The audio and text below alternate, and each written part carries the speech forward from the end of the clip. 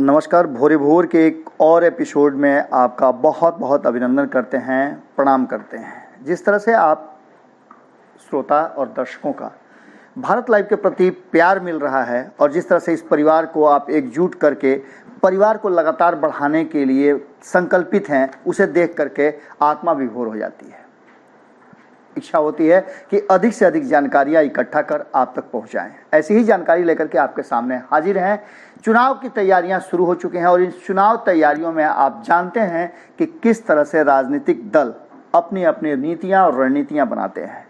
इन सब के बीच में आपको कुछ आंकड़े लेकर के आज हम उपस्थित हुए हैं कि किस तरह से आपसे ज़्यादा आपके योजनाओं को, आपके लिए बनाए गई बातों को आपके साथ जुड़ने को लेकर के उससे भी ज़्यादा राजनीतिक दलों को भरोसा अपने चुनाव तंत्र और चुनावी प्रचार और उसकी रणनीतियों पर है। चुनाव जैसे ही शुरू होने लगते हैं वैसे ही राजनीतिक दल अपने चुनावी रण में चुनावी घोड़े को एड़ देना शुरू कर देते हैं और ये घोड़ा सरपट दौड़ना भी शुरू कर देता है। पर इन सब के लिए कहीं ना कहीं वो बातें ज़्यादा जिम्मेवार हैं जो हमारे और आपसे दूर हो जाती हैं। हमने कभी भी चुनाव के दौरान राजनीतिक दलों से ये सवाल नहीं पूछे हैं कि आपकी योजना क्या है और आप भविष्य में हमारे लिए क्या करने वाले हैं, बल्कि हम चुनावी प्रचार और लोक लुभावने नारों और वादों पर टिक जाते हैं। और यही नारे और वादे हमें 5 साल के लिए इन राजनीतिक दलों के हाथ के नीचे सब कुछ त्याग करके चुपचाप देखने के लिए, टुकुर टुकुर ताकने के लिए मजबूर कर देते हैं। जैसा कि आप सभी जानते हैं कि नारों और चुनावी तंत्र को लेकर के कई तरह के स्लोगन गढ़े जाते हैं और इस पर खर्च का आंकड़ा यदि देखें तो आप दांत तले उंगलियां रख लेंगे। चुनावी सुधारों पर काम करने वाली ADR association for democratics reforms की ताज़ा रिपोर्ट जो आई थी, उस रिपोर्ट के हिसाब से हमने आपको पहले भी कई तरह की बातें कही हैं और एक बात और हम आपको बताने जा रहे हैं। चूंकि बिहार विधानसभा चुनाव की तैयारियां पूरे सवाब पर हैं, हर राजनीतिक दल अपने अपने हिसाब से तैयारियां शुरू कर चुके हैं। डिजिटल रैलियां होने लगी हैं, डिजिटल प्लेटफॉर्म पे लगातार कार्यकर्ताओं को और जनता को लुभाने का प्रयास किया जा रहा है। वहीं वित्तीय वर्ष 2015-16 के दौरान सिर्फ 3 राजनीतिक दलों को कॉरपोरेट चंदा मिला है। एडीआर के अनुसार केवल भाजपा, कांग्रेस और जनता दल यूनाइटेड को कॉरपोरेट चंदा चुनावी ट्रस्टों के जरिए प्राप्त हुआ है। आप समझ सकते हैं कि ऐसी स्थिति में जो सत्ता में हैं उनके लिए तो बल्ले बल्ले है, लेकिन जो सत्ता में नहीं हैं उनके लिए मुसीबतें भी कम नहीं हैं। जहां एक तरफ सत्ता में बैठे लोग धन का खुलकर दुरुपयोग करते हैं और ये धन आते कहां से हैं आप अंदाजा आप लगाना शुरू कर दीजिए, क्योंकि जो सत्ता में नहीं हैं उनके अपेक्षा जो सत्ता में है वो धन ज़्यादा खर्च करते हैं, तो कहां से करते होंगे। आप समझ लीजिए कि सत्ता में आने के बाद उनकी पूंजी किस गति से बढ़ती है, इतना किसी भी व्यवसाय में धन नहीं बढ़ता है। ये बातें आप बेहतर तरीके से जानते हैं। आपको एक बात और बता दें कि सत्ता में रहने वाले जो भी लोग हैं, जो भी नेता हैं या मंत्री हैं, उनके अगर धन का, उनके रईसी का आप अंदाजा लगा लें तो आप खुद ही समझ सकते हैं कि सत्ता के लिए क्यों ये ललायित रहते हैं।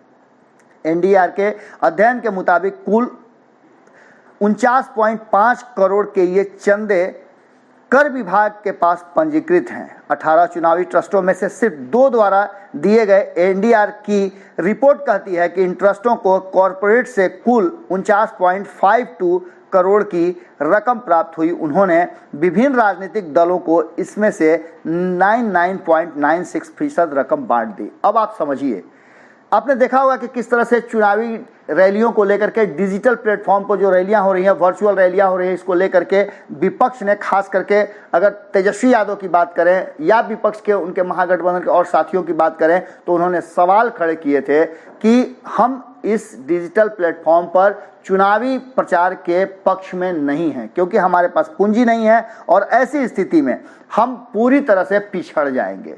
इसमें धन का जबरदस्त दुरुपयोग होगा। आपको याद होगा कि हमने लगातार आपको कई बातें जो भीतर खाने से निकाल करके बताई हैं, जिसमें हमने आपको ये भी बताया था कि किस तरह से भारतीय जनता पार्टी ने वर्चुअल रैली की शुरुआत की और उस शुरुआत को लेकर के जिस तरह से उन्होंने कहा गया था भीतर खाने में कि टीवी और साथ साथ मोबाइल बांटने की भी बात की गई थी। और इन सब के बीच में जिस तरह का पूरा ये नेक्सस चला था, उसमें कहा यह जा रहा था कि कहीं ना कहीं भारतीय जनता पार्टी बहुत आगे निकल जाएगी और बाकी के दल और लोग पिछड़ जाएंगे। इन सब बातों में अब आपको बता दें कि डर इसी बात का था।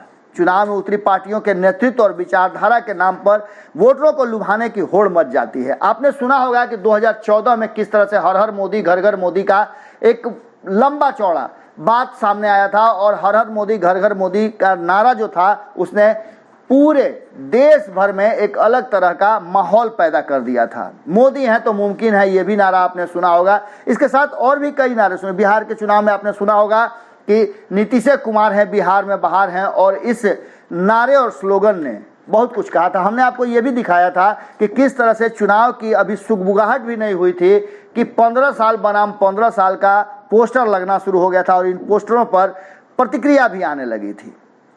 अब आपको बता दें कि इन लोक लुभावने नारों पर ही आपको पूरी तरह से ठगने का प्रोग्राम और तैयारियां करते हैं ये राजनीतिक दल।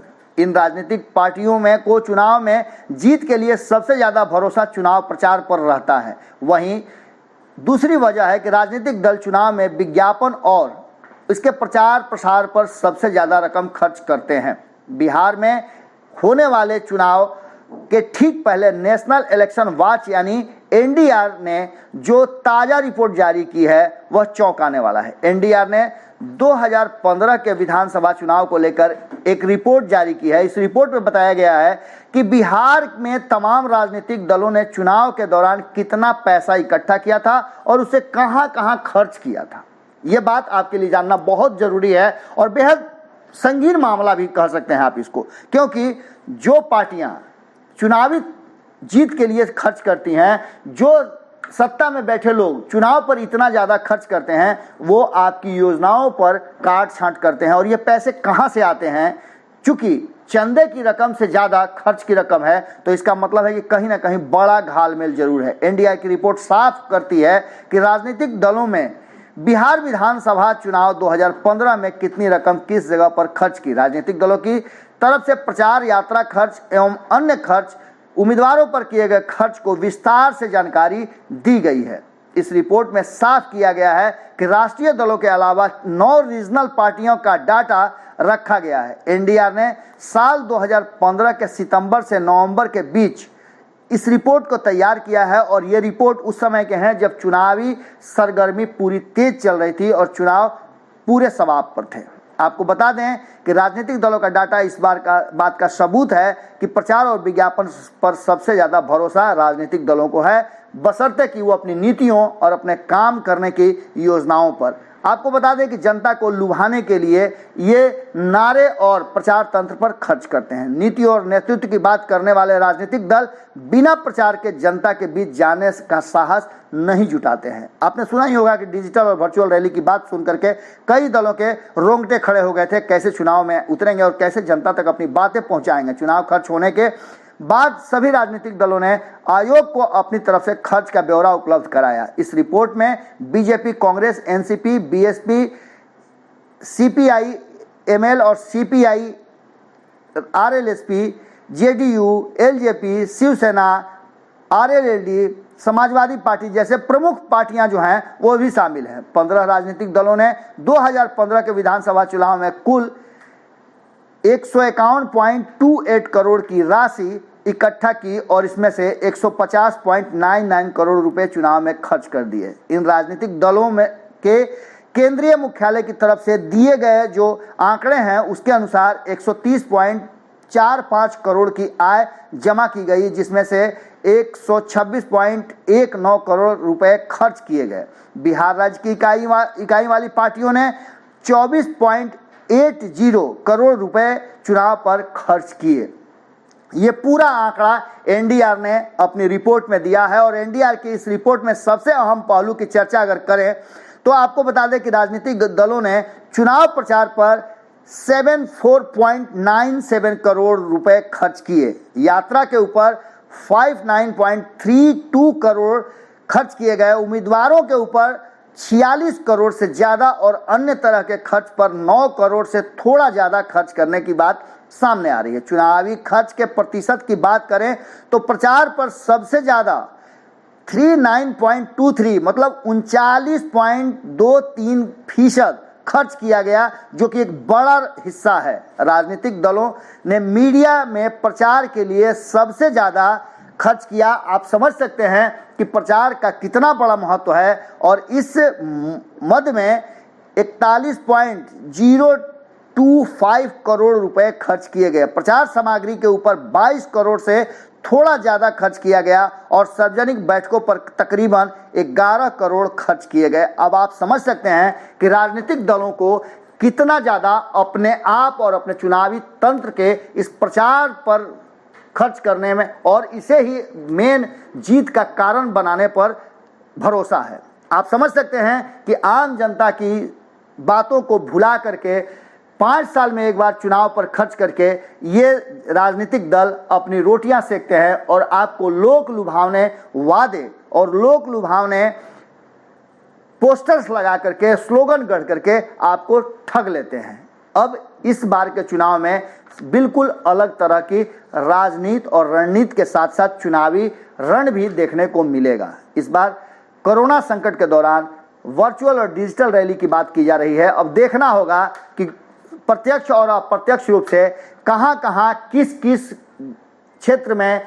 किस किस गांव में, किस किस प्रखंड में टीवी, मोबाइल और अलग अलग सोशल मीडिया से जुड़ने की सामग्रियां रखी जाती हैं, भेजी जाती हैं और दी जाती हैं। क्योंकि इस बार का चुनाव बेहतर लग रहा है, ज़्यादा उम्मीद लग रही है कि डिजिटल प्लेटफॉर्म पर ही होंगे, क्योंकि सोशल डिस्टेंसिंग और कोरोना के संकट को लेकर के सभाएं और जो भी बैठकें हैं उन पर लगभग ग्रहण लगा ही रहेगा। ऐसी स्थिति में जो छोटी पार्टियां हैं और जिन्हें चंदे बहुत ज़्यादा नहीं प्राप्त होते हैं या बिल्कुल नहीं प्राप्त होते हैं, उनके लिए मुश्किल जरूर होगी। और ऐसी स्थिति में सत्ता में बैठे लोगों के लिए एक बड़ा प्लस पॉइंट मिल जाएगा।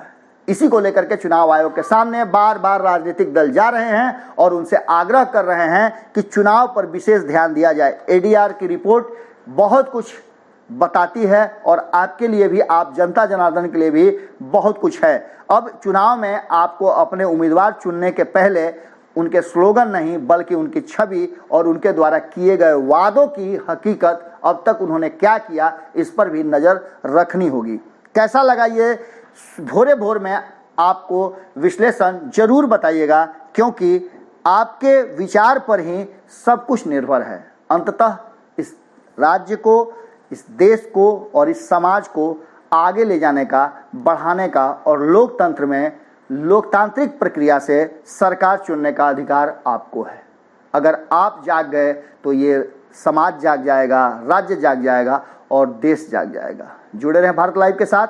यदि आपने हमारा चैनल अब तक सब्सक्राइब नहीं किया है तो बहुत कुछ मिस कर रहे हैं, क्योंकि अच्छी और सच्ची बातें जो है, जैसा है वैसा इसी चैनल पर मिलेगा और वो भी सबसे पहले, क्योंकि ये आपका चैनल है। नमस्कार। बढ़ाएं अपना कदम सक्सेस की ओर शिखर करियर इंस्टीट्यूट के साथ। शिखर करियर इंस्टीट्यूट पूर्वी भारत में एकमात्र कोचिंग संस्थान जो एक्सक्लूसिवली है मेडिकल एंट्रेंस एग्जाम के लिए।